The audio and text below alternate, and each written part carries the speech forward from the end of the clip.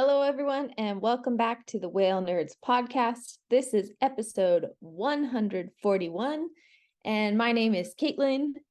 I have emerged from the depths of the Southern Ocean and just wanted to bring you some updates about how's it been going down in Antarctica this season.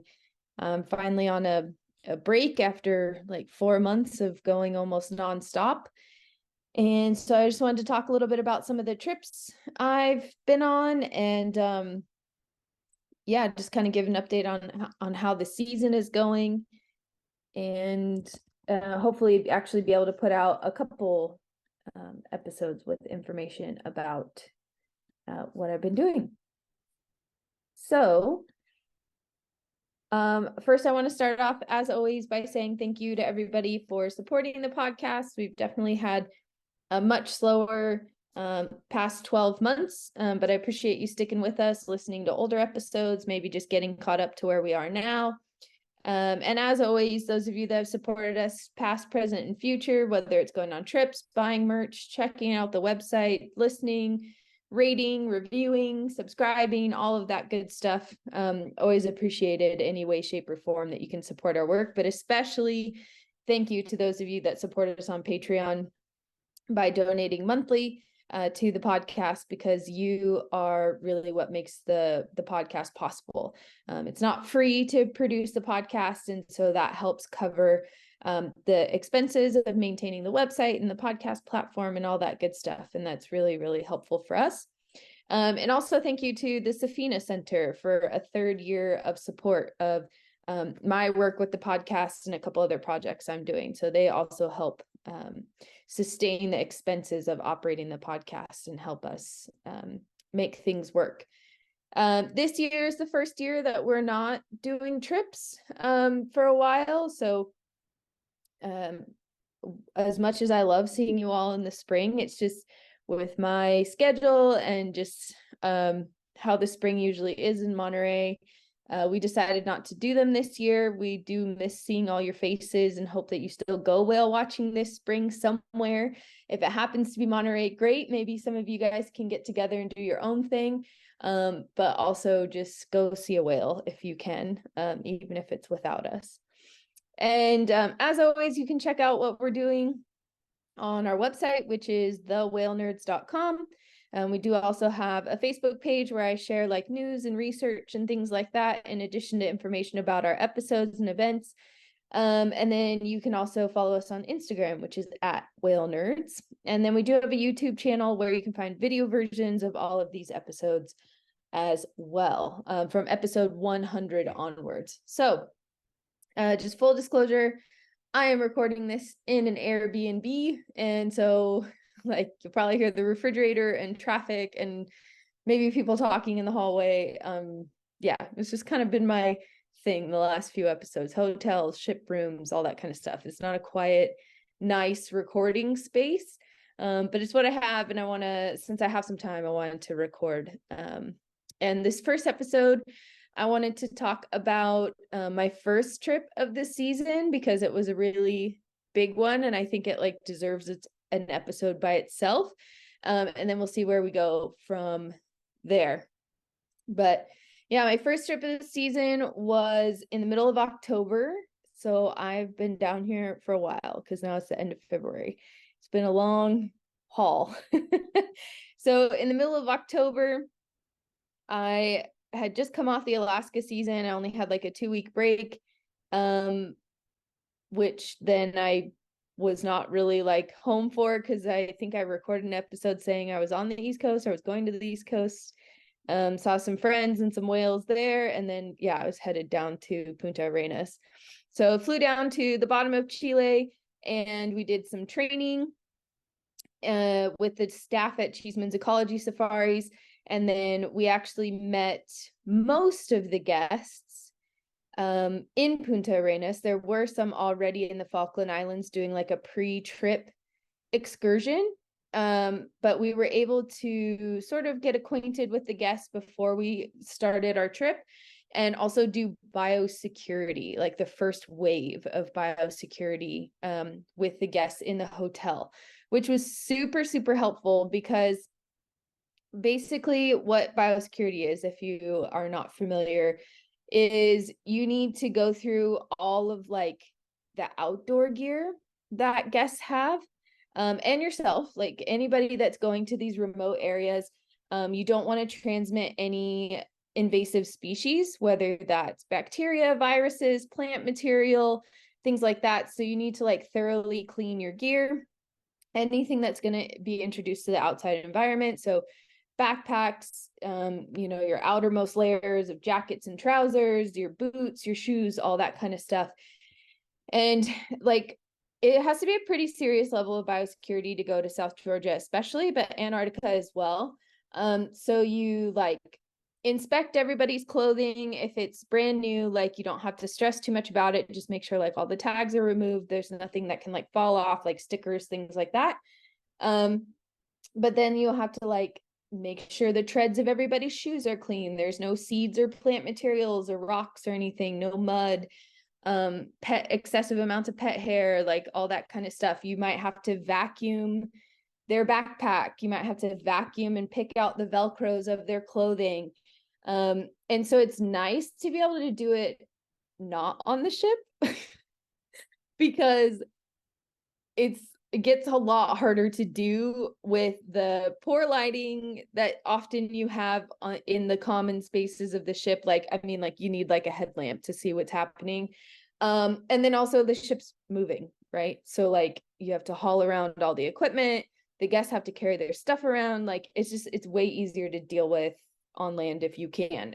Most trips, you do not have that luxury of doing biosecurity at the hotel, but with Cheeseman's Ecology Safaris, they try and get at least the first pass done with the guests at the hotel because it's a charter. So they've chartered a vessel from Ocean Wide Expeditions, and they bring their own team. And so everybody like embarks together, like everybody meets the ship together. So the team is not on the ship turning it over. The expedition team isn't. The rest of the hotel team is, but the expedition team like is with the guests prior to the trip. So that's like something that doesn't happen like literally anywhere else. So we met in Punta Arenas. We had some staff training. We did biosecurity, and then we flew from Punta Arenas to the Falkland Islands, to the Air Force Base at Mount Pleasant. There's only a flight once a week to the Falkland Islands, and not only does it deliver people to the Falkland Islands, it also delivers cargo, any supplies that come on the weekly flight, things like that, which is kind of stressful because you're like hoping that everything makes it, right? Because you're flying in and then like immediately embarking on the ship. So if like your luggage gets lost, you have nothing for like the whole trip. So you can try and buy stuff like when you get to Falklands, but the options are very limited. Luckily, as far as I know, everybody's stuff made it. There was no big hangups at the airport. Everybody made it through customs and everything okay. And when you fly into Mount Pleasant, like security is so strict. Like you can't take photos of anything. And also like it was so windy when we landed that like the plane was having a hard time staying on the ground after it was on the ground, like not moving.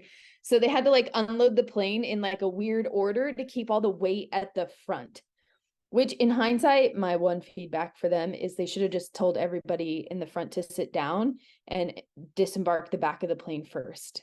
But what do I know? So anyways, yeah, it was super windy. They told everyone like, take off your hats, take off your sunglasses, secure everything in your bags before you walk on the airstrip. And it was so windy, it would like take your feet out when you were like stepping. And then we had like dogs sniffing around, searching for like food. You can't bring any fresh produce, meat, cheese, nothing like that into the islands. And then we went through customs because the Falkland Islands is actually British. And if you're interested in like more of the history aspect of that, the Falklands was a largely disputed set of islands in the 80s between Argentina and the UK.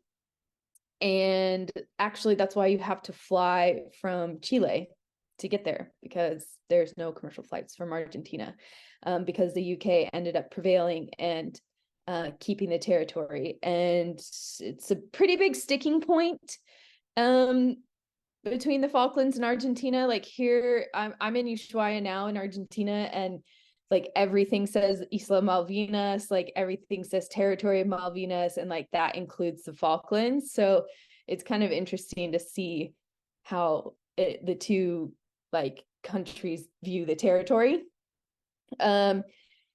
And as far as anyone knows, there was no serious indigenous habitation before colonization by Europeans. There was some disputes between Spain and the UK and a couple other countries along the way before the dispute with Argentina. But yeah, and then this is also like totally an aside, but if you kind of keep track of like the World Cup drama, like when Argentina and England face off, like if you watch a David Beckham Netflix thing or like keep up with like last year's World Cup, like that game is so intense because the two countries had such a massive dispute over the Falklands. There's other like colonial history there as well, but it's really the most recent thing with the dispute in the early 80s over the Falklands. So yeah, so if you're interested in going down a rabbit hole for fun, you know, if you have spare time, you can look up the history of the Falklands War. But yeah, so we flew from Mount Pleasant, or from Chile to Mount Pleasant, and then Mount Pleasant is like not really close to like the center of town, so to speak. So then we had to take a bus for an hour from Mount Pleasant base to Stanley, which is like the capital of the Falkland Islands. It's also where Government House officially is for South Georgia, because South Georgia is also a UK territory, and because South Georgia is so remote, they don't have like official offices on South Georgia. So they have bases and research stations and things like that, but the Government House of the South Georgia government is actually in Stanley as well, in the Falklands.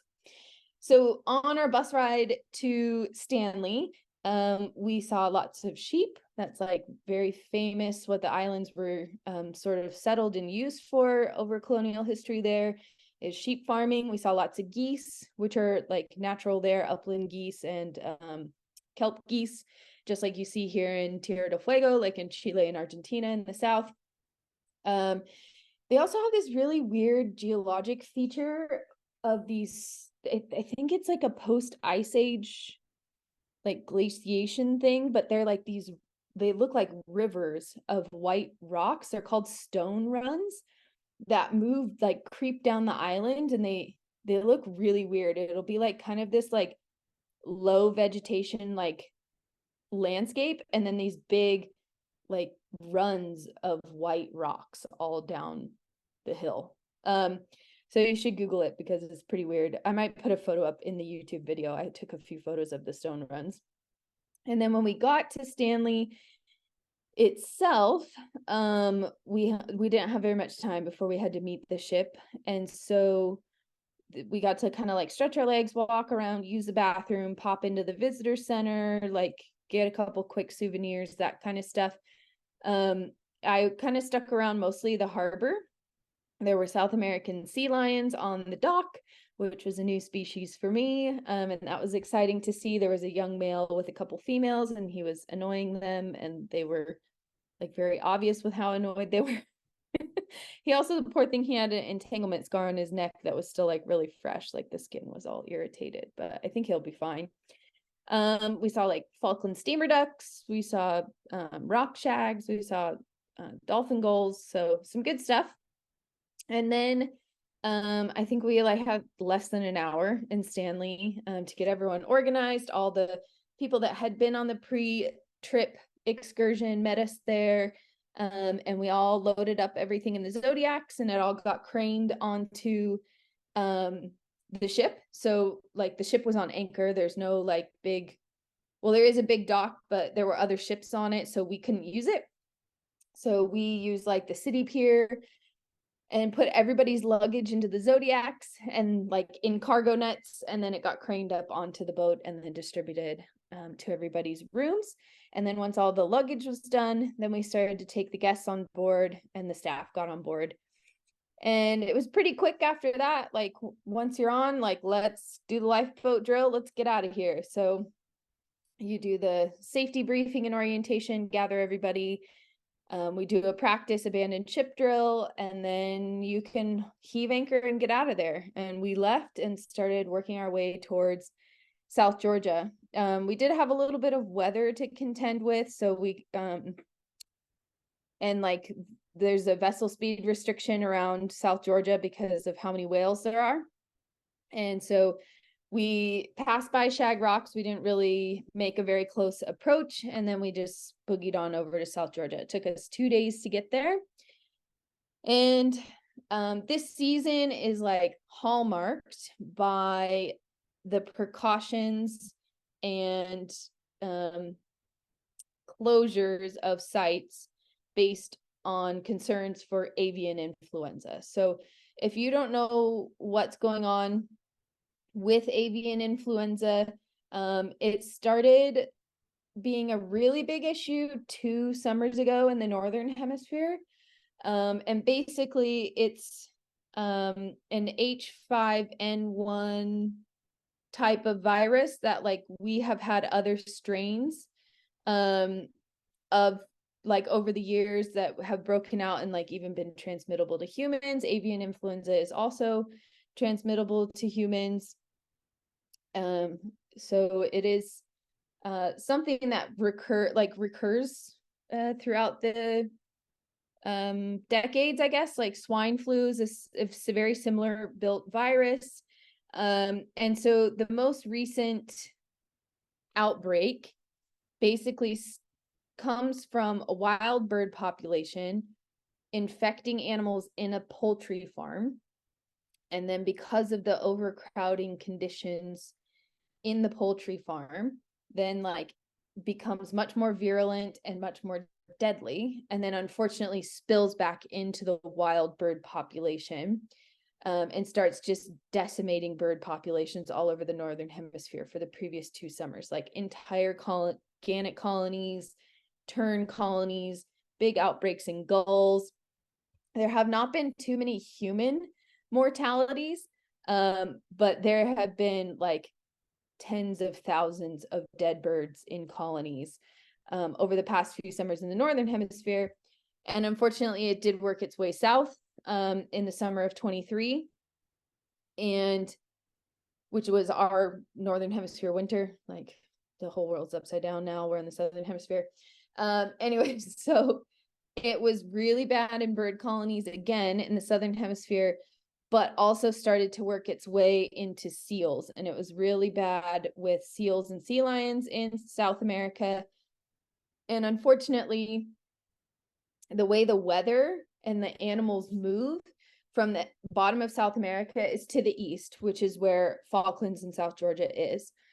And so there was a lot of concern at the beginning of the season that has continued through the whole season about avian influenza. So this first trip, we're one of the first ships of the season to go to South Georgia. There was like 2 ships ahead of us, and then everybody else was coming behind us. So we were kind of on the front end of like figuring out what is going on with avian flu in South Georgia, because the South Georgia government and the researchers that are there do not have the resources to investigate every spot. So they're really relying on the ships that are visiting to make assessments and reports, and then they can go follow up. So we make it to the north end of South Georgia, and like just as we make it there, the first reports from Bird Island, which is right next to South Georgia itself, come from the research station that there's a case of avian flu. So all this fear that we had was coming true. We get to this location on the north end called El Sahul, which we got in there. The weather was horrible, like blowing like 50 knots outside of the bay. And we were like, nah, I don't think we're gonna actually land here. And then we got in there and like the wind died, and we were like, oh, maybe we will.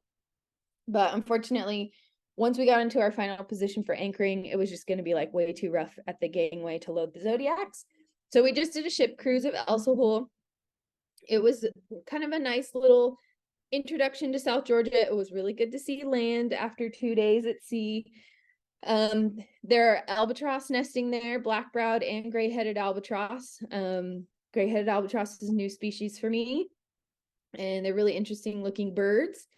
And we got our first distant, like through binocular views of southern elephant seals, king penguins. There were quite a few giant petrels flying around, including an all-white one. So there's a white morph of the southern giant petrel that many guides call the white Nelly. I don't really know why, but yeah, so it was kind of a nice little introduction to South Georgia. It was good to like be there, have arrived there, and there was a surprising amount of icebergs around, which was also quite interesting. So we decided not to operate in El Sahul. We kind of toured around a little bit, and then we went over to this place called Rosita Harbor. So we went down the coast a little ways, and we were able to land at Rosita Harbor. There was not at the time a ton of wildlife there. There were some elephant seals with pups, like a couple small harems around. There were a handful of fur seals around that like didn't really care that we were there. It was mostly young animals. But it was an excellent place to see South Georgia pintails, which is like one of the furthest south occurring duck species in the world. And they are endemic. They're a subspecies that's endemic to South Georgia.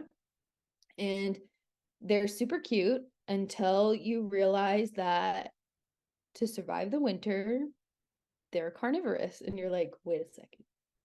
These ducks eat meat. This is weird.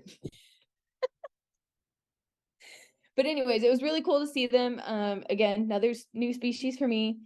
We got a few glimpses of South Georgia pipits. They're like a little passerine or like a little songbird. Also the furthest south songbird. And both the pintail and the pipit are species that really suffered heavily from the rat infestation on South Georgia that persisted from the commercialization of seal hunting and whaling, and only has recently been fully eradicated from the island. And like almost as soon as all the rats were gone, both species populations rebounded really well. So we saw lots of them throughout the trip, but our first like real introduction was in Rosita Harbor. There was one king penguin standing by itself on the beach, and there was one Gen 2 penguin. So we like, yay, penguins. We saw a few, but we had many more to come after that. So the next day we landed in the morning at a place called Right Whale Bay. As you can imagine, it was popular with whaling. There were whale bones all over the beach and an incredible amount of wildlife. So it's a big glacial plain area. There is a king penguin colony there.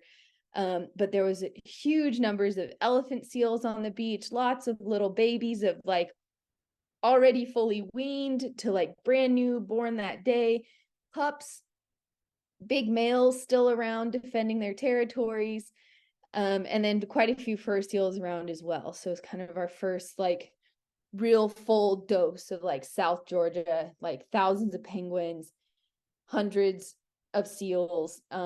Really had to like pay attention to where you're walking and keep track of the wildlife. And yeah, it was really incredible. It was kind of cute to see like the little elephant seal pups that had been weaned, like all cuddled up next to like whale bones. And yeah, also they're just elephant seal pups are the cutest, like so adorable. I can't believe they're so cute. And so that was incredible. We got to like kind of walk up this snowy slope and see like big groups of king penguins going back and forth. And yeah, we got our first taste of like feisty fur seals, which was entertaining to say the least.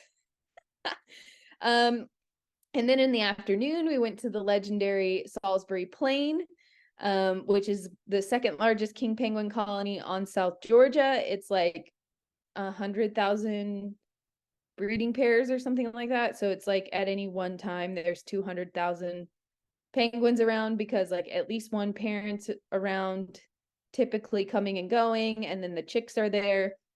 And king penguins have chicks in their colony all the time, because they're the only species that keeps the chick through a winter season. So most penguins like get together in the spring, set up their nests, reacquaint with their mate, breed, lay their eggs, fledge the chick before the fall. So like it's like boom, boom, boom, boom, like nesting and courting and breeding for like a month, maybe 6 weeks, brood the egg for a month, take care of the chicks for 2 months, bang, they're out of there. King penguins take care of the chicks for 14 months. So some parents have like courtship and lay the egg in November, and then those chicks fledge by like the next February. And then they try and have 2 chicks every 3 years. So then the ones that fledge chicks in February molt and recover, and then try again for another egg in March. Now, fall comes very quickly in South Georgia, not as quickly as it comes in Antarctica, but March is really late to hatch a chick.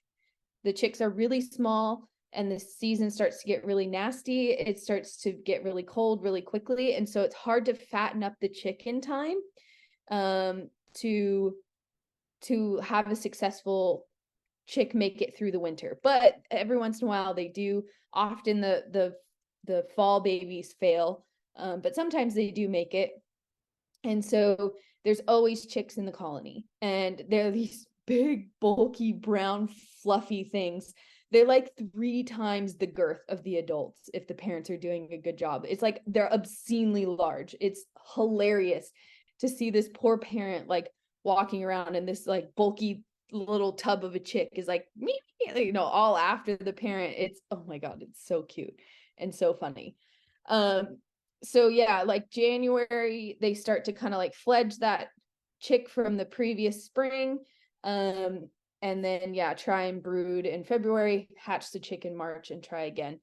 So there's always lots of babies, and they make this cute little whistly call, like, oh yeah, it was incredible. Unfortunately, that was the only time we landed at Salisbury Plain for the whole season. I did Zodiac cruise it there later. I'll talk about that probably in another episode, but I'm glad that we at least did it once. Because yeah, there's just like nothing like standing on the edge of a massive penguin colony like that. And I'm also glad that the guides that were down in that area, like me and another guide, were working the beach with the ship doctor, who's like the beach master usually during our operations for Cheesemans. It's a little unorthodox compared to other companies, but it works really well.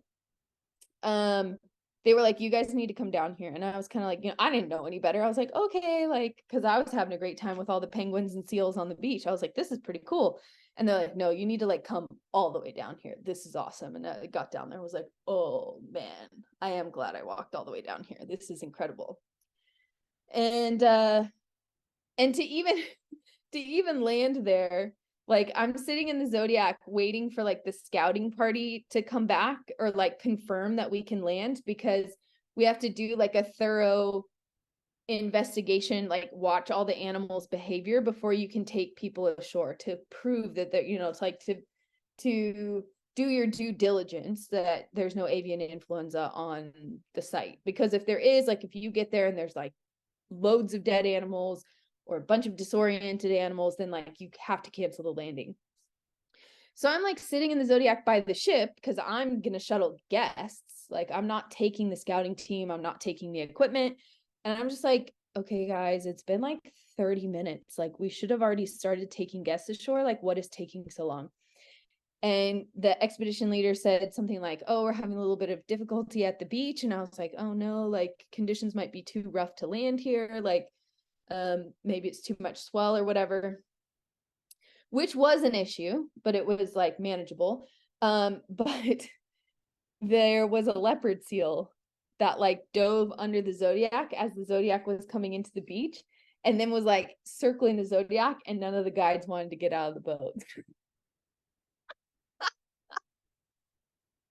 So the expedition leader was like, yeah, everybody refused to put their feet in the water after the leopard seal swam underneath us when we were less than a boat length from the shore. So that was actually the hang up at the beach. But we did end up having to surf land. So like the Zodiac comes in perpendicular to the waves, pins on the shore. You need extra people holding the boat because the boat is like getting pushed up and down on the stern by the waves.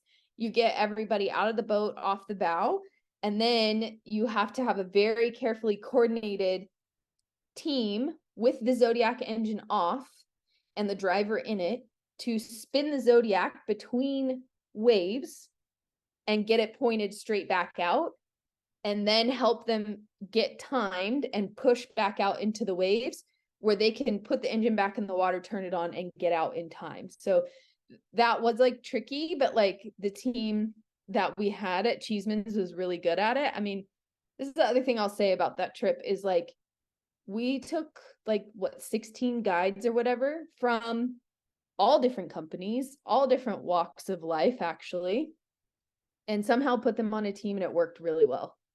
Like the expedition leader, Hugh, he picked a really great team, a lot of people with experience, and just like good attitudes. And yeah, it was a really, really cool team to work on. I learned a lot and like feel really lucky to have been a part of it.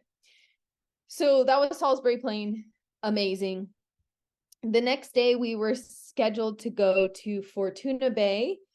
Unfortunately, the weather was horrendous. And this is typical of South Georgia. First of all, there are no easy landings in South Georgia, period. Put that out of your mind. There are no easy landings in South Georgia. It's like these really tall, steep mountains with a huge ice field on top and big glaciers coming down each side of the mountain out in the middle of the Southern Ocean. Like it makes its own weather. The ice fields make their own weather. They make amazingly fast and crazy winds with little warning. And so it's not unusual to have to cancel landings in South Georgia. So we get to Fortuna, it's raining, it's blowing like 40, 50 knots of wind with no sign of backing down. We sat there on anchor for a while, I think almost 2 hours, because we wanted to do the Shackleton walk. That's another little fun rabbit hole you can go down about the failed trans-Antarctic expedition led by Ernest Shackleton. He wanted to cross from the Weddell Sea and the Ross Sea and entirely cross the Antarctic continent. The Weddell Sea party took off from South Georgia, got trapped in the ice, had to overwinter in the ice, and then abandon the ship. It sank.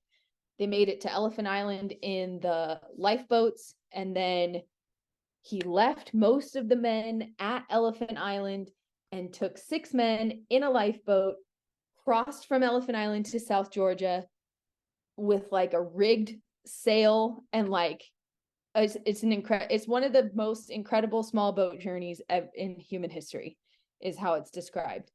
And so they made it to South Georgia to ask for help, and they had to climb across the mountains because they landed on the wrong side of South Georgia. Basically, they climbed across the mountains, the glaciers, the snowfields, and went to the whaling station at Stromness to ask for help. And when they were close to Fortuna Bay, they also had to rewrite the map of South Georgia to navigate for themselves by hand from memory. So like the map wasn't super accurate. But when they got to Fortuna, they could hear the work whistle at Stromness whaling station, which is like the next bay over. And so they knew they were close to help. And so there's like kind of like a tribute walk from Fortuna over the last like part of the mountain down into Stromness. So that's part of why we wanted to go to Fortuna. I mean, Fortuna is a cool place anyway, but we wanted to do the Shackleton walk. And then like whoever didn't do the walk, we could like, you know, kind of walk around in Fortuna or cruise around, and then we would take the ship around to Stromness and pick everybody up and, you know, do a landing at Stromness as well. But unfortunately, that was not going to happen with the weather that we had. That was not safe to hike. It wasn't even safe to like get in the Zodiacs. So we waited there a while, decided to cancel the landing. We took the ship around to go look. We put on like a lecture program. We took the ship around to go look at the whaling station at Husavik, which was a Norwegian whaling station. And then we went to Stromness, which is like right next door to Husavik. And we did a landing at Stromness. It also was kind of a last minute decision if we were going to be able to do it or not, because it was, when we got there, blowing like 40, 50 knots of wind. I gave a lecture. By the end of the lecture, the wind did like drop down to like 20 or less. And we were like, let's try it. So we got on shore, we did the scouting, got all the gear on. And as soon as we were about to say, okay, let's get the guests, like a 60 knot gust of wind came down the beach, and it was raining. But I mean, we were kind of like already committed at that point. So we just put ballast in the Zodiacs and we did it, and we pulled it off for a while. And it was fine. It was very wet, but it was fine. It was very interesting to see the whaling station in that like moody, atmospheric, like rainy, stormy vibe. So that was kind of cool. And there was lots of elephant seals, some with brand new pups. And there were a few fur seals around. Really good looks at Antarctic terns as well, feeding like right next to Zodiacs. So that was cool. So then the next day, we went to the famous Grytviken, or Grytviken if you're Norwegian, I think is how you say it. And that was the first whaling station built in South Georgia in 1904 by the kind of grandfather of whaling in South Georgia, Carl Anton Larsen. And that's like the mainstay of South Georgia government on South Georgia. So there's King Edward Point. There's a British Antarctic Survey research base there, which is like across the bay from where the whaling station was. Where the whaling station is, there's the remnants of the station that's mostly been cleaned up and is like safe to walk around in. There are a few refurbished buildings that can be visited, like an old workshop. The main like manager's villa was turned into a museum. There's a post office there, and there's also like a little outbuilding next to the museum that has but it's like an auxiliary of the museum. It has more stuff in it, including a replica of the James Caird, which is the lifeboat that they sailed from Elephant Island to South Georgia. And 6 men in this 22.5-foot boat. Wow. Like, oh my God, it's tight quarters. It's like crazy. They also have like 2 replicas of Wandering Albatross. One's mounted on the ceiling in the museum. One's mounted like sideways from floor to ceiling in the outbuilding next to James Caird. And so it's pretty cool to look at the whole thing. And like the story of the Endurance, like it's wild. So if you're interested in that kind of stuff, or if you just want to read about how they like were inspired to find the shipwreck, because they just recently found it within the last couple years. There's a book called The Ship Beneath the Ice, and it's pretty cool to see how they put together these men's journals and stories, and like the estimations from the captain of the ship of like where they think the ship went down, and then they actually found it. So it is underneath the ice still in the Weddell Sea. And it's in really good condition because the cold, deep water that it's in like 3,000 meters of water or something, has preserved it really well.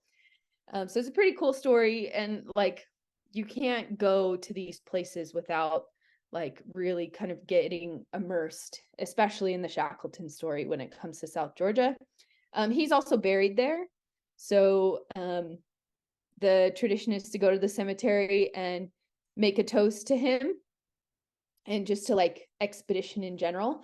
And you drink a little bit of whiskey for yourself, and then you pour some on his grave. And he's been dead for 100 years, and like he's pretty well preserved with all the alcohol that gets poured on him every summer. So it's pretty cool also to see like the wildlife reclaim this whaling station. Like it has lush green grass and birds nesting on top of the structures, and seals in between the buildings, and like baby seals are being born there, and there's king penguins walking around. And Yeah, so it's kind of an interesting, like, kind of twist on this dark history that started in South Georgia. And for the first time for many years, you could actually also walk out towards King Edward Point and go out to the Memorial Cross at Hope Point, which was initially put up by the Shackleton crew on the voyage that he died on. He wasn't initially going to be buried at the cemetery in Grytviken. They started sending his body home, and his wife didn't want it. Most people tell it like a really like PC way, like, oh, she knew that he really wanted to like be there because that was his love, was adventure in the sea and, you know, the Southern Ocean. But I really think it was that she was pissed and she was stuck with a lot of debt and she did not want to pay to get his body sent home. And so she's like, leave him there. I don't want it. That's my take. Just knowing how many of these great adventurer men that we glorify, we're not the greatest husbands. And I'm sure that she was just like, bury him there. So yeah, so I sent some postcards from the post office. I got to walk out to Hope Point. There were South Georgia pipits sitting on the Memorial Cross singing. There were a few feisty fur seals to kind of get everybody's attention. There were brand new, like must have been born that morning before we got there, elephant seal pups out at King Edward Point. And so that was cool. It was a really nice morning and the weather was beautiful. We had a few roadblocks out to King Edward Point and back because sometimes the seals would just like stop and take a nap in the middle of the road, which is funny. And then in the afternoon, we went to this place called Godhul. And Godhul it's like this little secluded bay. And I think it actually means like God's Harbor or something in Norwegian. I don't really remember. But it's like very, very steep in the tussock grass. So once we got all the guests on shore, I was like helping with like loading on the beach because there's a lot of seaweed and it's really slippery. And then it's this big vertical climb through this like really clumpy grass called tussock grass. And I had some free time, and so I like wanted to hike up and go see the penguins, but I got like most of the way through the tussock and started having an allergic reaction. And so I was like, I'm gonna start to come back down. And then the guests started to come back down too. And the tussock is really difficult terrain to walk in. So I ended up just toughing it out in the grass and like helping everybody walk back down. But there is a really cool, like scenic Gentoo penguin colony up there. And then we also had this mountaineering guide on board with us who's literally a Sherpa from Nepal, like legendary, has like his grandpa was the first person to summit Everest. His name's Tashi Tenzing. He has like his own Wikipedia page because he summited Everest multiple times as a Sherpa guide. He took people way up the mountain and he led quite a few of the hikes and did the ice assessments and things for the trip. And it was really cool. So they got way, way, way up there on the mountain, which was really nice. And yeah, so that was Godhul. Oh, and I think we had a barbecue there that night and it was super pretty. Beautiful sunset colors. We got to see the moon come up. Yeah, really nice evening. Oh, the other thing about Grytviken, so that is also where you check in with the South Georgia government and you have a biosecurity inspection. So like we were like so harsh on biosecurity, just like talking about every second of every day because we're like, we will be inspected at Grytviken by the government officials. They will come on the ship, they will check guests, they will check the ship, they will do a bunch of paperwork, they will check the guides, everything. And we passed. So we did really well on the inspection, so much so that the ship actually continued to have its special dispensation status for the rest of the season. So they don't need to go to Grytviken as their first stop.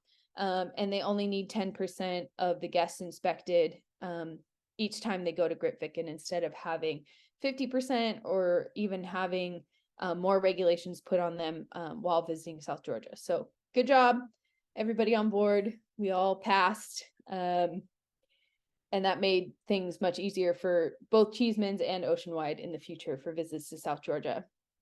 So then the next day, we went to the biggest colony, King Penguin colony in South Georgia, the biggest king penguin colony in the world, I believe.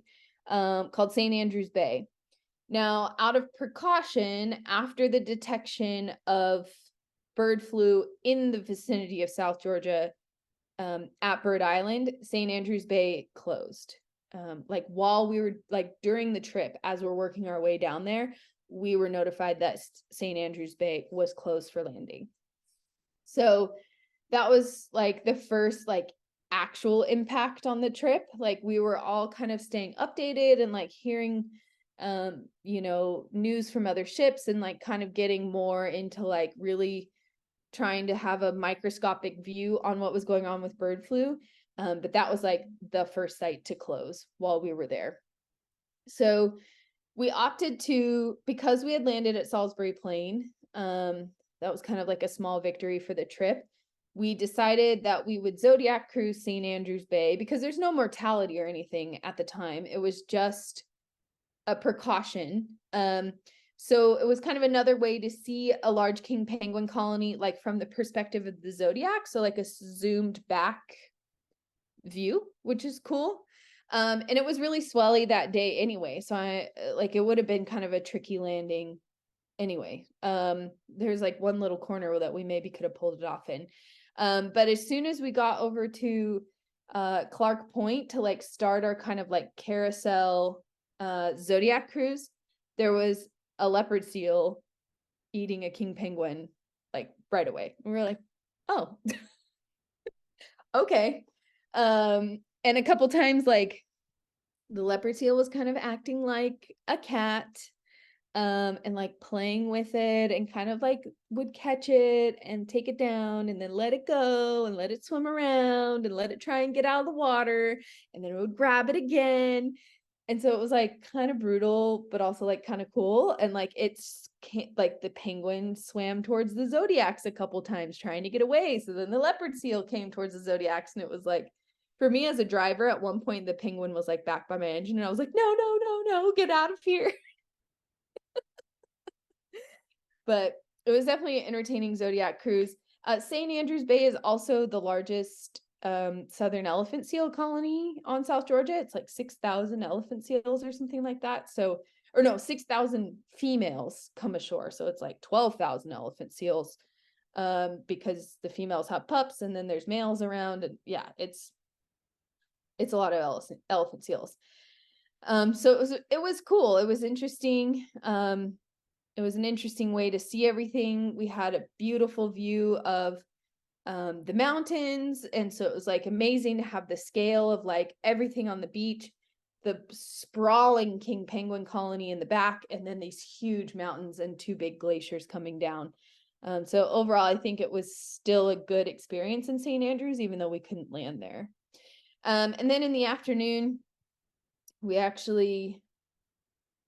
did we backtrack to get to Gold Harbor? Anyways, we went to Gold Harbor, and there was so much wildlife we couldn't land. It was lightly snowing throughout the afternoon. And so we like could not find a spot on the beach between the elephant seals to like maintain 5-meter distance and get everything ashore and get guests ashore. So we opted to Zodiac cruise. And I ended up not getting assigned to drive because we didn't have very many people interested because it was windy and snowy. But there was actually 2 leopard seals around. There was really great looks at southern elephant seals, but it also turned into like whiteout snow conditions. And so I was sitting on the ship drinking a hot chocolate and watching the Zodiacs disappear in the snow and being fairly grateful that I was not out driving. I was like, I'm down here all season. I'll have plenty of other snowy Zodiac cruises. I don't have to do this one today. So then on our last day in South Georgia, we went to this place called Cooper Bay. Oh, the other thing I'll say about Gold Harbor is there were like 2 dead adult fur seals floating in the water and 2 dead elephant seal pups floating in the water. And there was lots of birds like feeding on the carcasses. They were pretty fresh. And we kind of had this moment where we were like, we don't have a lot of information about like how to interpret this in seals, but like, this could be this is suspicious. So I don't know if we reported it or not, but we were kind of like, this is borderline reportable. So that was Gold Harbor. We get to Cooper Bay the next morning. Oh my God, gorgeous weather, like glassy, sunny, just incredible. And Cooper Bay is where there is a macaroni penguin colony on South Georgia. There's a few spots. Cooper Bay at the beginning of the season is really the only time you can land, and there's not very many macaroni penguins there yet. But the bay that you land at is so small that once the fur seals are there, it's like, forget it. It's not possible to land and see the macaronis. So we did our survey of the landing area and it was fine. But me and another guide went and looked at the other beaches, and there were a few dead elephant seals. And so we like said something to the expedition leader, but we were like, but we're not landing there. So like, take it with a grain of salt. And so we had to use snow anchors and like cut steps in the snow. But we got up to the macaroni penguins, and it was pretty funny. The expedition leader was like, there's going to be like 5 macaroni penguins there. Well, there was like 40. So that was an unexpected surprise, and that was really cool. Again, another new species for me. Was very excited to see macaroni penguins, even if there was only a few, but they were like, honking at each other and picking up rocks and moving them around and stuff. And so, yeah, it was nice to be able to go up there and see them. And also the view from where the macaroni colony is, it's like quite high up. And so it was really nice to climb up there and see it. There was also snowy sheathbills running around. Was it that landing? Yes, there was also a light-mantled albatross. There was 2 pairs flying around. One of them landed right by the landing site, and like that must have been their little nesting spot on the cliff. And so like the one mate was like calling, and then the other one was flying around, and they're beautiful birds, beautiful albatross. Their like scientific name means like half-mooned goddess, because they have like this white crescent lining around their eye. It's just really, really pretty birds. Oh, and that's also where we had this massive fur seal fight break out. So we had almost all the Zodiacs on shore, and I was part of like the beach loading party. And we had fur seals around, but like they were mostly being chill. And then like one really feisty one came on shore like while we're operating, and we were like, great, this is gonna be an issue. But he like went in the corner and like went and fought with the other fur seals, and we're like, okay, they can go fight in that corner. Like, who cares? Like, they're 50 yards away. Like, it doesn't matter. Well, then the fight spilled into the landing site, and like fur was flying. They were like biting each other and chasing each other around and like ripping into each other. And so we had to like gather all the guests around the emergency shore landing gear, and like me and another guide had to have like poles, and we were like defending the guests because they were like going at it and just like running circles around us. And it was, yeah, we had to wait for everybody to calm back down before we could keep moving again. And then later, when we like cleaned up all the landing gear and we were putting the flagpoles away, one guy picked up the bag for the poles and was like, why is there hair in it? And I was like, dude, I told you we had this huge fight with the fur seals. I'm not kidding when I said fur was flying, and the bag was like full of these tufts of fur that the seals had ripped off of each other. So it was a really nice morning in Cooper Bay. Some of the Zodiacs went cruising, and we saw our first leucistic Antarctic fur seal. It was actually an adult male, so it was all blonde. I'm still trying to figure out more about this color morph. I've heard a lot of different things like through the grapevine from guides, but then when I try and ground truth it in papers, I'm not getting the same information. So the few papers that I've found have not described this as like a classic color morph that's like a typical alternative morph. Like sometimes like in Pacific white-sided dolphins, you have the Brownell's morph. It's like this very classic color anomaly that presents the same in many, many individuals. but it does seem on the surface to present the same in Antarctic fur seals, where the fur is blonde, but the eyes are normal color, and the flippers and the nose are normal color. But then when I look at the papers, there's descriptions of other animals that are piebald. There's descriptions of the pups. Their first coat of fur is like light brown. It's not blonde, it's not black, it's something else. And then there are some that mention like the nose is a different color and things like that. So it's not quite as straightforward as just an atypical color morph. I've also heard that it's more likely in males than females, but the papers I found that's not true. It actually occurs at about the same rate in males and females. And then I've heard that it's anywhere from like 500, 1 in 500 to 1 in 1,500 pups are born like that. And I don't know if it's like my inability to like use Google Scholar, or if there really isn't actually that much published information about this. But anyways, it's a yellow, like it's a blonde or golden colored fur seal. All its fur, instead of being brown, is golden. And they're really cool looking. And so we saw one in Cooper Bay before we headed out, and that was really nice. It was also cool to see like an adult one. Because sometimes you see that, especially during like the peak of pupping season, you see the pups, but you don't see the adults. So we left Cooper Bay knowing that the weather forecast to get from South Georgia to Antarctica was horrible. And so initially I thought the plan was Cooper Bay and like, let's get the heck out of here. We need the extra 12 hours, whatever. And I was like, okay, great. Like, thanks, South Georgia. That was awesome. But the day was so nice. And so the bridge team kind of like came to Hugh and was like, well, like 6 hours isn't going to change anything. So then we decided to ship crews down Drygalski Fjord, which is like just around the corner.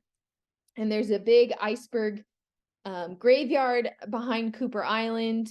And then you go into Drygalski Fjord. So we had this amazing, beautiful, sunny iceberg tour. And then we had this really cool, like glassy, flat, calm cruise down Drygalski Fjord. It was so, so pretty, like the prettiest color blue of water and glaciers. And yeah, it was amazing. And then when we left and we went around the final southbound pass of South Georgia, there were thousands of birds. There was lots of gentoo penguins swimming around. There were diving petrels. There were albatross, and it was really, really good bird life. And so it was an amazing like farewell to South Georgia. And then we were demolished by the weather for 3.5 days. It was brutal. It was actually worse than the Drake. And so it was like on the bow, like we were driving into it for most of it. And it was like 6 to 7 meter swells, just like slamming for 3.5 days. And like we could not, the only reason we diverted course was to avoid a bunch of ice in the Bransfield Strait as we made our approach to Antarctica. We initially had all kinds of plans to like go see A23A or go to Elephant Island or go to Brown Bluff. Those all went out the window when we only made 3 knots overnight one of the nights. Like it was a brutal crossing. So we finally, after 3.5 days of just rocking and rolling, made it to Deception Island in the South Shetland Islands, which is like the north little island chain above the Antarctic Peninsula. So we got a little tour on the outside towards Bailey Head. Conditions and timing wise, it didn't really work out to do anything on the outside of Deception Island. So we just motored our way into Neptune's Bellows and then went and had a landing in Whalers Bay. Deception Island is a volcano. And so it's kind of like Iceland vibes, but like with penguins. So there's tens of thousands of chinstrap penguins on the outside. And then when you go in the inside, it's like a snowy, volcanic, like you're inside the caldera, basically, when you're in Whalers. There is remnants of an old whaling station there. You can also walk up to Neptune's window. And so we kind of opened up like this big free roaming area. There was Gen 2, like a lot of Gen 2 penguins around. So much so that we were like, are they gonna nest here, or like what's going on here? And then we got down the beach from our like main landing site towards the hike up to Neptune's window, where you can go up and look over the edge to the outside of Deception Island.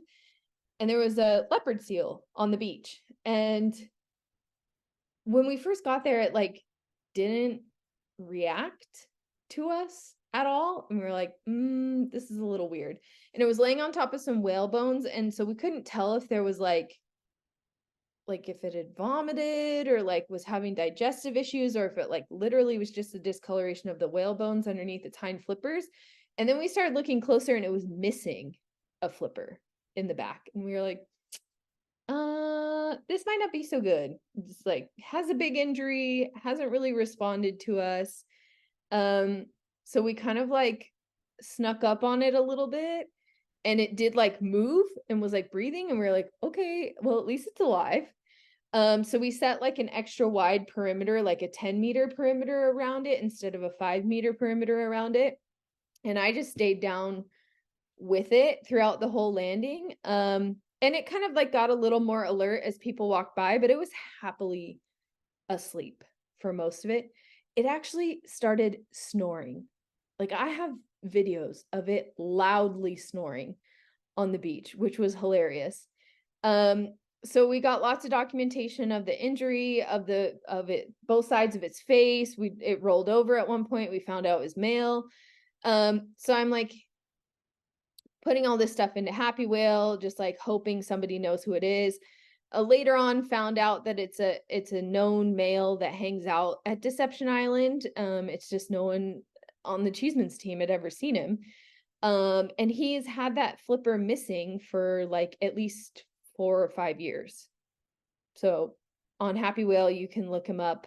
And you can like see how the injury is healed over time. So it was like much gnarlier, and like it's still not closed. Like it's still like red fleshy skin, but like it's healed up way more than it was years ago. So that was pretty interesting. I got to just hang out with an elephant seal with a leopard seal that was snoring on the beach in the snow.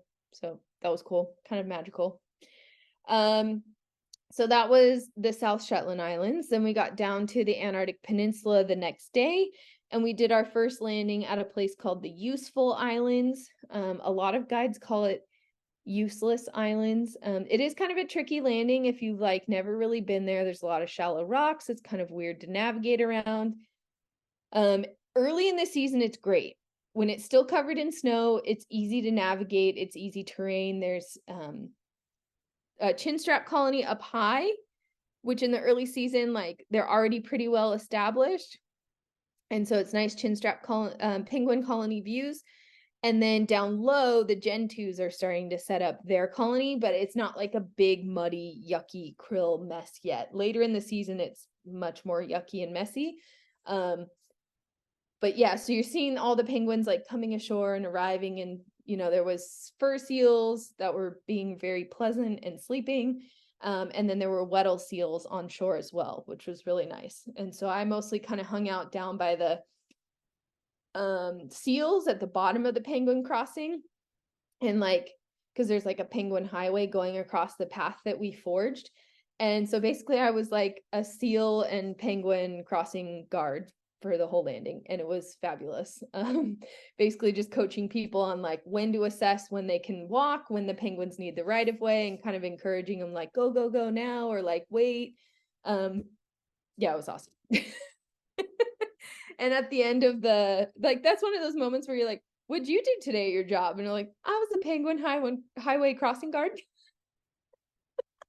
So then by the end of the landing, one Adelie penguin came to shore, which everybody was like so excited about. And then also a Weddell seal came on shore that was super pregnant, like the biggest Weddell seal I've ever seen, and it like could not get comfortable. It just kept like sliding around and rolling around.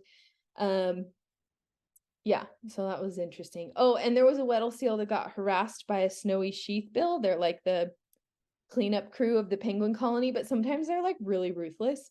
So it was like pecking the hind flippers of this Weddell seal, trying to get it to poop so that it could have something to eat. And the Weddell seal was just spinning and spinning and spinning and spinning and trying to whip the sheath bill with its flippers. And I was quite entertained at my post for the day. And then in the afternoon, after we went to Useful Islands, we went to Cooverville. There was a massive snowbank, like massive, more than normal, kind of like the year before, I guess. Like taller than me. Like I'm standing on the beach looking up at the snowbank. And so we had to cut steps into the snowbank, and even the bottom of the snowbank had been carved so much by the tide that like we had to kind of like half bury the shore landing barrels to make the first step into the snowbank to get people up. And the Gentoos had just arrived within the last few days, and so they were kind of like just running around. None of the rocks were exposed yet. They were all still really buried in snow. And so we let people kind of like walk down the beach, and it was cool because you were like looking up at the penguins if you stayed on the beach. And then there was a little bit of free roaming area as well. But lots of Gentoo penguins just kind of like getting acquainted with each other and waiting around for the snow to melt. And then the next day, wow, we had a triple header day. So we had to try and, because we lost time on our crossing in the Scotia Sea, we basically like lost a day and a half. We had to try and pull off all these locations to like get a continental landing in for people, mainland landing in for people, get some of these sites in that we love going to. So we did a triple landing day the next day. We did Base Brown within Paradise Bay before breakfast, like sunrise landing. It was basically just like a walk in the snow. We broke a fairly fresh trail. The researchers don't get there till January. We're there, the first week of November. And just like Cooverville and some of the other sites we went to, there were ships that had been booked there before us, and there was zero evidence that they had landed there. So like Cheeseman's is one of those companies that like will break trail before other ships will. I mean, they have the luxury of like, this is their only trip. So like everybody's fresh and like, let's just do it. As long as it's safe, let's do it. So we did a lot of cutting of ice. We used snow anchors. We did lots of chopping and shoveling. And so we had to do some of that at Base Brown as well. I mostly just shoveled steps the entire landing, it was pretty brief anyway. So we landed at Base Brown so everybody could say that they touched the Antarctic continent because it's attached to the main peninsula. Geologists and map nerds, you can all argue about whether that's actually the main continent or not. Yes, I know, but if ice is a rock, then it's the main continent. Anyways, so then we went to Danco, so we backtracked back towards Cooverville, and we landed at Danco Island. And when we got to Danco, same thing. There were penguins at the primary landing site, and so we didn't land there. So then we had to try and find an alternative location that was going to still work with the tide because it was high tide. And we had to chop steps, and it was one of the more sketchy landings we did, where we like basically made a spot for the Zodiac to pull in, put the nose of the Zodiac in the snowbank into these chop steps, and then just like help people on both sides, just help them get up the shore. So we get all that set up, we get the landing gear on shore, and I go help with the team to like break the trail with snowshoes with Tashi and a few other guides, because we're going to let people like switch back up to the top. And there's like no penguins there. There's a few at the landing site that make it enough, justify it to like not land there, but like up at the top, there's no penguins. So we get everything ashore. The waiter team is still in the water. and the Zodiac backs out, and then a bunch of penguins like come up right next to where we broke this trail. Like a dozen penguins come on shore, and we were like, so now what? So we, start setting up the snowshoes and breaking things open and getting geared up, and like another dozen penguins comes on shore.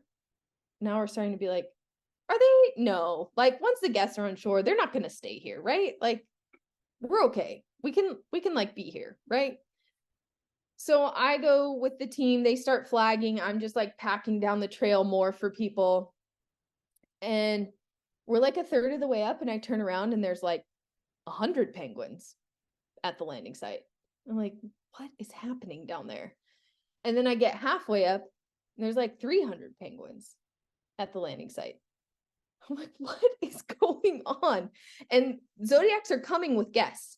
Like there's 300 penguins now at the landing site, and like Zodiacs are on their way from the ship. So like, what are we going to do? So we just like bring the guests on shore, because like we'll maintain 5 meters distance, and like if the penguins don't like all these people, then we'll just figure it out. And there's like, you can see these rafts of hundreds of penguins swimming around just offshore. So some of the Zodiacs like end up having to wait, because these rafts of like 100 penguins at a time start approaching the site that we've cut open. And like they can't get the Zodiac in there because all the penguins are going ashore. So by the time all the guests are on shore, there's like over 1,000 penguins on the landing site. And like some of the guests come up to me and like put on snowshoes and like start hiking to the top. And the penguins start hiking to the top to their normal landing sites, to their normal nesting areas, which just like Cooverville, there's too much snow. There's no exposed rocks yet. But there is like some pink patches on the snow, like they've been up there to kind of like see it and then like went back out. But since we were there at high tide, like they all arrived in mass, and like most of the guests just stayed down by the landing site, because it was like watching salmon jump up a waterfall. Like there was just dozens of penguins jumping out of the water at a time, like jumping up this snowbank coming ashore. And some guests just stayed in the Zodiac and like watched it from the Zodiac. And the team and the waiters is just like penguins are like swimming between their legs, and like Weddell seals are swimming around. It was like the craziest day. It was like, what is happening right now? Like by the end of the landing, I'm not kidding, there was probably 5,000 penguins on shore, and they just started marching uphill. Like I'm just standing there, like thousands of penguins are walking by me while I'm helping people with their snowshoes. I also happened to wear my penguin onesie on shore that day for fun, because I knew it was going to be a long day and I needed like some entertainment and comedic relief for myself and for the team. And then I was like, did I summon all these penguins because I was wearing my penguin costume on shore? I don't think so. I don't have that kind of power, but it was wild to watch them arrive. And I guess one of the researchers from, I think he's at Oxford with Penguin Watch, Dr. Tom Hart, he said he has camera traps all over Antarctica to like monitor penguin colonies remotely. And he said they do that. They like arrive in mass and then go back out, and then arrive in mass again and then go back out. They do that a couple times. And we just happened to catch it at high tide that day. And it was really cool. It was definitely a sight to see. So the weather started to get really, really crummy at the end of the landing. Like we were supposed to host a polar plunge and all this stuff. And like by the end of the landing, it was like, absolutely not. Pack this stuff up, get out of here. And it was the wettest Zodiac ride back to the ship. Like we were soaked by the time we got back. So then we weren't done, right? We were doing a triple header day. So then we backtracked again and went down to Nico Harbor. And we were aiming for another mainland landing there. Nico Harbor is also connected to the peninsula. When we got there, it was blowing like 40 knots. And we were kind of like, nah, are we going to do this? And we waited a little while. And the expedition leader said, let's drop the boats with the gear and go over there and check the shoreline conditions, that we can even get to shore with all the ice. And let's kind of wait for 15-20 minutes and see if this weather calms down. And I was kind of like, okay, like I'm trusting you here, you know, in my mind. And I was one of the people scheduled to drive. And as I got dropped from the crane to the water, and I went to unclip my boat, the wind was blowing so hard the ship swung, and like a 40-knot gust came down, and I couldn't unclip the boat. There was so much tension on the line. The boat was banging into the side of the ship. Like I couldn't even unclip.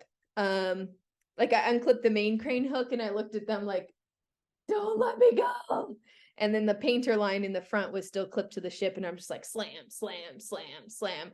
Like I couldn't even pull any tension for myself to unclip. And after the gust passed, I finally unclipped and then got thrown down, like got blown down past the stern really quickly. And just, I had my engine on and I just hid behind the ship while the wind passed. And then sure enough, 15-20 minutes later, the wind just stopped.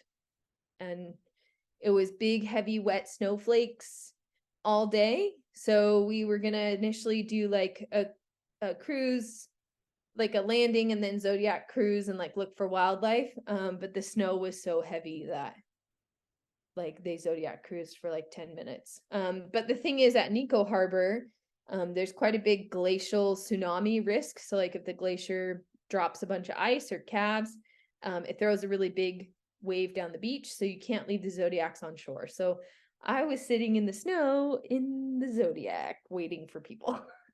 But it was fine.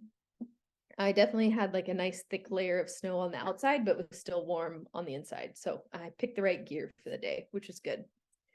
And then getting towards the end of our Antarctica trip before we had to head home, the next day we did Zodiac cruising in Sierra Cove. Initially was really cool. Lots of Gen 2 penguins coming ashore there as well. So lots of big groups swimming around. We finally found some seals on ice. And then just as we were like, this is the perfect time to head back to the ship was like, there's too much ice. So you can't come back to us. We need to move. 45 minutes later, with many, many cold guests, because the wind also picked up, we finally got everybody back towards the ship and started offloading. So that was a little rough, but it was a cool cruise until the end. Like it was so windy. I was like just idle forward and then throttling up occasionally just to hold my position in the wind, not actually making any forward progress. And I was getting waves across the bow, soaking the whole front of the Zodiac. It was so windy, trying to offload everybody. But I will say, like, I gave everyone in my boat a pep talk before they got out. Like, this is going to be really tough. The gangway is going to be moving a lot. You need to be like totally ready before you stand up and step. And like, I coached everybody before they got out and they did beautifully and they got out quickly. And then I was stuck waiting to be lifted for quite a while, just hovering by the ship. But there was another guide who was clipped to the painter line waiting for the crane operator for like way too long, unfortunately. And she like ice kept coming down the side of the ship and she kept having to turn her engine off and trim it up and then like getting beat up by the ship even more and then like trim her engine back down. It was, oh, I felt so bad for her.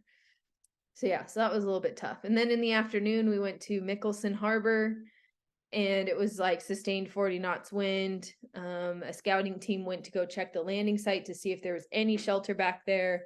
And we ultimately decided not to land. And then for the last day, we made our way back to the South Shetland Islands and we landed at Half Moon Island in the morning. And Half Moon Island, covered in snow with chinstrap penguins and Weddell seals, was so pleasant and it was so beautiful. There was multiple mom and pup pairs of Weddell seals as well. And so that was really nice. Lots of chinstrap penguins. Well, lot is relative. less than there normally is, but still quite a few. And then in the afternoon, we went to Yankee Harbor. And on our approach, we finally saw 2 humpback whales. So that was our first like documentable whales of the trip. And we did get 2 fluke IDs, which was really nice. And then at Yankee Harbor, we had a nice landing. There's a big Gen 2 penguin colony there. There was a very pregnant Weddell seal on shore. Like you could see the pup moving around in her belly, which was really cool. There was an Adelie penguin running around on shore, so people could get their Adelie penguin fix. And it was a nice landing to be kind of our final send-off, where we did polar plunge. It was very windy and splashy in the Zodiacs, but you know, it was our last day. And then we had 2 days to sail home in the Drake. So overall, a challenging but rewarding trip. And as we kept working our way down South Georgia, and then the whole time we were in Antarctica, more and more sites in South Georgia closed. It was like the door was slamming behind us on our way out. And for me, I had another South Georgia trip like immediately afterwards, and I was like, what are we gonna do? But I will save that for another episode, I think, because this one is plenty long enough. I'll try and insert maps and photos and things where I can for the YouTube video. So if you're having a hard time following like everything I'm saying on the audio version, if you have the time and you'd rather watch it on YouTube, I'll try and put some helpful things in there. But yeah, amazing introduction to the kingdom of penguins. But we saw Gen 2 penguins, chinstrap penguins, Adelie penguins, macaroni penguins, king penguins. And the trip was 20 days long. We operated at 9 locations in South Georgia. 7 of them were landings on shore, 2 Zodiac cruises, 9 locations in Antarctica, 8 of them were landings. 1 of them was a Zodiac cruise. And we traveled almost 3,000 miles in those 20 days. So pretty darn incredible. So that's it, I think, for this one. I'll try and get another couple ones recorded to like catch up to where I am in the season, because I'm on a break. I actually have 2 more trips before I'm all the way done. So hopefully I'll cover more of how things have progressed with the season, how the season changes throughout the summer here, and yeah, share some photos and more stories. So thank you so much for listening. Thank you for sticking with us, even with it being a slow past 12 months creatively for the podcast, and supporting us in every way, shape, and form that you do. And we'll see you on the next one. Bye.